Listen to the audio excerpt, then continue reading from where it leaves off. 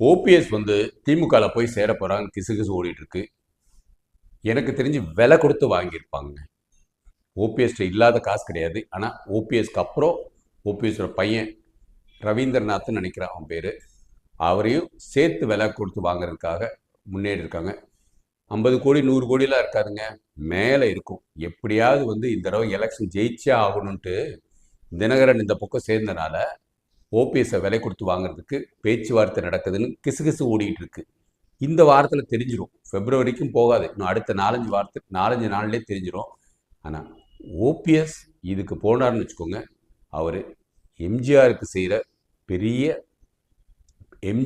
செய்கிற பெரிய துரோகம். அவரை வந்து அவரை முதலமைச்சர் ஆக்கின ஜெயலலிதாவுக்கு செய்கிற பெரிய துரோகம். இந்த மாதிரி அவர் துரோகியாக இருக்க மாட்டாருங்கிறது என்னோட சிந்தனை. பணத்துக்காக ஆனால் தமிழ்நாட்டில் எவன் எதையோ செஞ்சுருக்கிறான். அதனால் நம்ம இந்த வாரம் ஓபிஎஸ் என்ன செய்ய போகிறாரு, அவர் கூட இருக்கிறவங்களாம் என்ன செய்ய போகிறாங்கிறத நம்ம பொறுத்திருந்தா பார்ப்போம். வாழ்க பாரதம், வளர்க தமிழ், ஒளிரட்டும் தமிழகம்.